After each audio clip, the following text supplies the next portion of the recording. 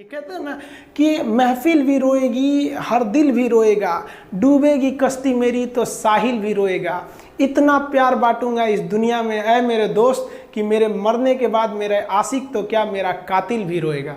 और दुनिया में ना किसी भी समस्या है भाई, उसका सबसे अच्छा एक टोल फ्री नंबर है। दुनिया की कोई भी समस्या का सबसे टोल फ्री नंबर है दोस्त। एक बढ़िया दोस्त बनाओ भाई, 2-4 लोगों का, और उनसे ही आप पढ़ाई लिखाई हर तरह के डिस्कस करते रहो। दोस्त से बढ़िया टोल फ्री नंबर कोई नहीं है, हर चीज़ का इलाज है। और कुछ दोस्त जिंदगी में तो ऐसे बनाओ ना जो आपकी प्रॉब्लम को वैसे ही समझ जाए जैसे डॉक्टर की लिखावट मेडिकल स्टोर वाला पढ़ लेता है। और एक बात और, ये जो अच्छी किताबें होती हैं और अच्छे दोस्त होते हैं ना, जल्दी समझ में नहीं आते हैं, लेकिन इसलिए दोस्ती बहुत अच्छे सोच समझ के कीजिएगा। क्योंकि कहा जाता है कि एक आम 10 आम को सड़ा सकता है, लेकिन 10 अच्छा आम एक सड़े हुए आम को कभी ठीक नहीं कर सकते हैं। इसलिए अगर आपको कोई आपके सर्किल में, कोई आपके करियर में कोई बाधा आता है तो तुरंत बाहर कीजिए, उनसे कोई इग्नोर मत कीजिए। जिंदगी जो है ना वो एक एग्जाम की तरह है, और इस एग्जाम में ना ज़्यादातर लोग फेल हो जा रहे हैं। क्यों फेल हो रहे हैं? क्योंकि वो एक दूसरे का नकल कर रहे हैं और उनको पता ही नहीं है कि सबका क्वेश्चन पेपर अलग है, इसीलिए फेल हो रहे हैं। तो जिंदगी में सबकी समस्याएं अलग होती हैं। आप दूसरे की समस्या से केवल साहस ले सकते हैं, उसका तरीका नहीं अपना सकते। हिम्मत बनाए रखिए कि नहीं, हमें भी इस सफलता को पाना है। और ये जिंदगी जो है ना एक अजीब सी रेस है यार, समझ में नहीं आता है। अगर तेज भागिएगा तो आपके अपने पीछे छूट जाएंगे, और धीमे दौड़िएगा तो आपके अपने ही आपको पीछे छोड़ के चले जाएंगे। इसलिए जिंदगी की रफ्तार इतनी बनाए रखो यार कि भले दुश्मन आगे निकल जाए लेकिन एक दोस्त पीछे नहीं छूटना चाहिए। अपने ज़िंदगी में हौसला बना के रखिए। पतंग को पता होता है कि उसका अंत एक कचड़े में जाकर होगा, लेकिन उससे पहले उसे आसमान छूकर दिखाना होता है। पहाड़ों को चीरते हुए जब नदी निकलती है ना तो कभी नहीं पूछती है कि समुंदर अभी कितना दूर है, और नदी में गिरने से तो कभी किसी की मौत नहीं होती है। मरता तो वही है जिसे तैरना नहीं आता है। तो हम सब परिस्थितियों के आगे हार जाते हैं, हम हार जाते हैं। परिस्थितियां सबके सामने होती है, जो डट के रहा उसे मंजिल मिली, और जो नहीं डटा वो हार के चला गया। जब हमारे पास परिस्थितियां आती हैं, हम घिर जाते हैं चारों ओर से, तो हम परिस्थितियों को दोष देने लगते हैं, न कि उस परिस्थितियों से निकलते हैं। कोई मस्जिद जाता है, कोई मंदिर जाता है, कभी सोचा है भगवान को कितना बुरा लगता होगा? सोचते होंगे कि बंदा केवल हमसे मांगने ही आता है। यार कभी मिलने भी आया करो। हमको तो लगता है किसी दिन भगवान निकल के बोलेंगे कि यार केवल तुम लोग हमसे मांगने ही आते हो, कभी मिलने भी आया करो। तो भगवान से या अल्लाह से सबसे एक दुआ मांगिए कि आप हमको मुसीबत देना है, आप दीजिए। आप जिस तरह से हमें खुशी देते हैं उसी तरह से हम आपके दिए गए दुखों को भी अपनाएंगे, लेकिन हाँ, उस दुख से लड़ने की हिम्मत भी जरूर दीजिएगा। और सबको अपने अपने कर्मों का पता होता है, यूं ही गंगा किनारे इतनी भीड़ नहीं लगी रहती। देखिए जिंदगी में आपसे भी कुछ गलतियां होंगी, और गलती किससे होती है? जो काम करता है, मेहनत करने वालों से ही तो गलतियां होती है। निकम्मों की तो पूरी जिंदगी निकल जाती है दूसरों में कमी ढूंढते ढूंढते। देखिए सफलता और असफलता में थोड़ा सा का अंतर है। सफलता आपका परिचय दुनिया के सामने कराएगी, और असफलता दुनिया का परिचय आपसे करा देगी। इसलिए सफल जरूर होइए। देखिए 97% लोग जो है ना वो थक के किसी काम को छोड़ देते हैं, और जिंदगी भर उन 3% लोगों के लिए काम करने लगते हैं जो कभी भी हार नहीं मानते। मेहनत बता देता है कि परिणाम कैसे मिलेगा, वरना परिणाम तो बताता ही है कि आपका मेहनत कैसा था। कुछ लोगों को लगता है कि उनके पिताजी बहुत पहुंच वाले हैं, दादाजी बहुत पहुंच वाले हैं, तो उनकी बदौलत हमें कोई काम मिल जाएगा, कोई जॉब मिल जाएगा। तो कोई ये बहुत बड़ी बात नहीं है। पहचान से मिला काम बहुत देर तक नहीं रहती है, लेकिन काम से मिलने वाली पहचान आजीवन रहती है। हम स्टूडेंट्स को कहना चाहेंगे, आजकल स्टूडेंट्स को पता नहीं क्या हो गया है ना, सोचना लड़की के पीछे पगलाया है, कहता है कि लव हो गया। भाई दुनिया में लव नहीं होता है किसी से, ये एक अट्रैक्शन है सबको। मान लीजिए मेल है तो उसे फीमेल से होगा, फीमेल से है तो उसे मेल से होगा। तो कोई कैसे कहेगा कि हम तुम्हारी ओर अट्रैक्ट हो रहे हैं? तो उसको छुपाने के लिए कहता है हमको लव हो गया। भैया लव अब नहीं हो गया। अगर आपसे कोई कहता है ना कि आपको वो आपसे ट्रू लव करता है, तो उससे कहिएगा कि हमको अभी मेरा किडनी खराब हो गया, 1 लाख रुपए की ज़रूरत है, नहीं देगा। लेकिन आप अपने माता पिता से कहिएगा कि हमको 1 लाख की ज़रूरत है, और रियल में भी अगर हो जाएगा तो वो अपना शरीर बेच देंगे आपके लिए, लेकिन वो नहीं बेचेंगे। ये होता है लव। लेकिन लोग अट्रैक्शन को लव कहते हैं, उसके लिए पूरी ज़िंदगी बर्बाद कर देते हैं। ये सब बाबू गलत चीज़ है। जो आप अपना देखिए, आप अपना करियर छोड़ के अगर इस सब चीज़ में जाइएगा तो पूरी लाइफ बर्बाद हो जाएगी। आप जो रिश्ता खोजते हैं अपना कॉलेज में, कोचिंग में, ये सब परमानेंट रिश्ते नहीं हो सकते हैं। हाँ, अगर आप गर्लफ्रेंड से शादी करेंगे तो ये आपके लिए बेस्ट लड़की होगी, लेकिन माँ बाप जो ढूंढ के लाएंगे, जो भगवान आपके लिए बनाया है, वो लड़की आपके लिए यूनिक होगी।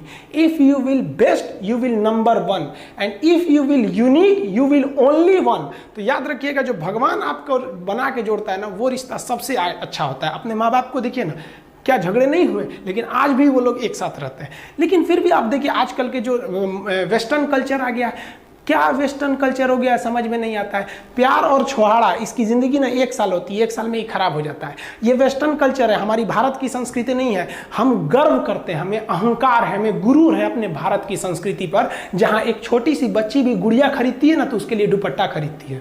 और यार अगर आपको दिल लगाना ही है तो किताबों से लगाओ ना यार, बेवफा भी निकलेगी तो मुकद्दर बना के जाएगी। दिन ना सबके लिए 24 घंटा का होता है, ऐसा नहीं है कि आपको अलग से वक्त मिलेगा, लेकिन इसी 24 घंटे में किसी को प्यार करके पति बनने का शौक है तो किसी को मेहनत करके करोड़पति बनने का शौक है। तो आप डिसाइड करिए आपको क्या बनना है, क्योंकि बरसों बाद जब लोग ये मिलेंगे ना आपसे तो ये नहीं पूछेंगे कि कितनी गर्लफ्रेंड है, लोग पूछेंगे कमाता कितना है, हैसियत कितनी है तुम्हारी। ये दुनिया का उसूल है कि लोग कभी भी आपसे खैरियत नहीं, आपकी हैसियत पूछते हैं। लोग एक दूसरे से वादा करते हैं कि तुम्हारा जिंदगी भर साथ निभाएंगे, कोई किसी का साथ नहीं निभाता है। लोग अर्थी और जनाजा भी ले जाते हैं ना 2 कदम, तो कंधे बदल बदल के ले जाते हैं, जबकि पता है कि आखिरी मुलाकात है। और लोग यहाँ कंधा बदल बदल के ले जा रहे हैं और लोग वादे कर रहे हैं कि जिंदगी भर साथ निभाएंगे, कोई साथ नहीं निभाता है। हम आप सब लड़का लड़की से कहना चाहेंगे कि अभी वक्त है, अभी सर झुका के पढ़ लीजिए। वादा है आपसे कि जिला में सबसे ऊंचा सर आपका होगा, लेकिन अगर अभी आप सोचिएगा आराम करने के लिए, पूरी जिंदगी आपको तकलीफ उठानी पड़ेगी। अगर आज आप किताबों के दीवाने हो गए ना तो कल दुनिया आपकी दीवानी हो जाएगी। किसी ड्रीम गर्ल के लिए ना अपने माँ बाप के ड्रीम को कभी नहीं छोड़ना चाहिए। आप लोग जो सोचते हैं ना इधर उधर, वो खुशी तो आप लोगों ने कभी देखा ही नहीं। कोई स्टूडेंट अभी तक खुशी नहीं देखा। हम आपको व्यक्तिगत बताते हैं। देखिए खुशी कब मिलेगी आपको, जिस दिन आपको जॉब मिलेगा ना, और जो पहली सैलरी मिलेगी वो भी नहीं खुशी है। जब आप अपनी पहली सैलरी ले जाके अपनी माँ के हाथों में देंगे ना तो आपकी आंखों में आंसू होगा।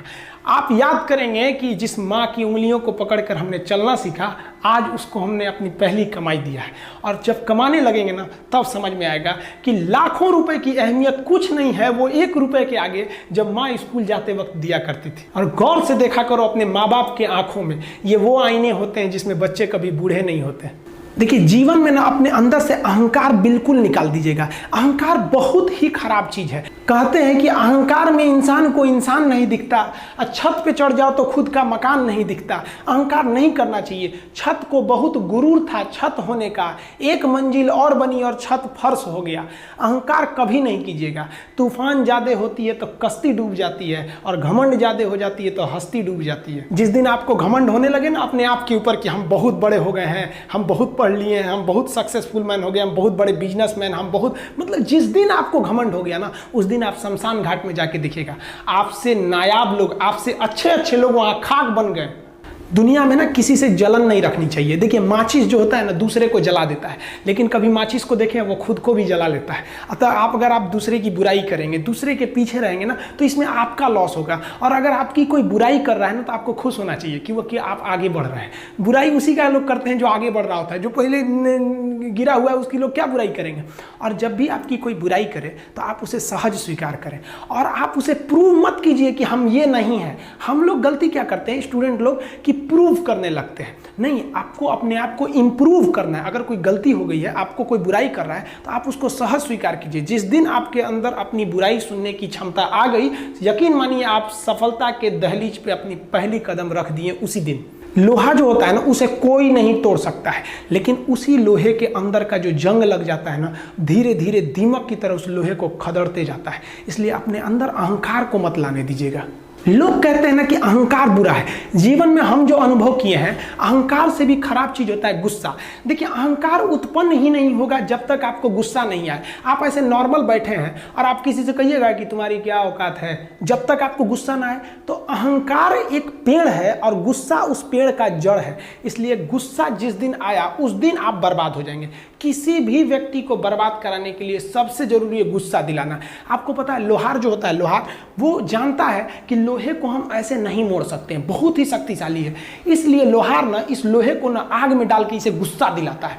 जब ये गुस्से से लाल हो जाता है ना, तो जहां गुस्सा आया आप अपनी ताकत खो देते हैं, और ये लोहा अपनी ताकत खो देता है और एक मामूली हथौड़े के चोट से लोहा मुड़ जाता है। तो जिस दिन आपको गुस्सा आ गया, समझ जाइए कि आप अपनी ताकत खो रहे हैं। जब हम जन्म लेते हैं तो जन्म से ही हमारी जीभ रहती है और मरने तक हमारे साथ जीभ रहती है, क्योंकि वो बहुत ही नरम रहती है, उसे गुस्सा वो बहुत हार्ड नहीं होती है। लेकिन जन्म लेने के बाद दांत आता है और दांत काफ़ी कड़ा होता है और मरने से पहले ही दांत चला जाता है। यानी अगर आप नरम रहेंगे तो काफ़ी लंबे समय तक रहेंगे, और जहाँ हार्ड होंगे आप वहीं आपका पतन चालू हो जाएगा। इंसान 3 साल में बोलना सीख जाता है, लेकिन उसे क्या बोलना है ये सीखने में उसे पूरी जीवन लग जाते हैं। शब्दों का इस्तेमाल बड़ा सोच समझ के कीजिएगा, ये आपके माँ बाप के दिए गए परवरिश का एक सबूत होता है। अतः आप अगर किसी से अपशब्द बात करते हैं तो सभ्य व्यक्ति आपको नहीं कोसेगा, बल्कि आपके माँ बाप को कहेगा कि इसे संस्कार नहीं सिखाया। ये शब्द जो होते हैं हमारी परवरिश का परिचय करा देते हैं। शब्द का इस्तेमाल भोजन की तरह करना चाहिए। जिस तरह से भोजन को बनाने के बाद थोड़ा सा चख लिया जाता है, उसी तरह शब्द को दूसरे के सामने बोलने से पहले एक बार जरूर चख लीजिएगा।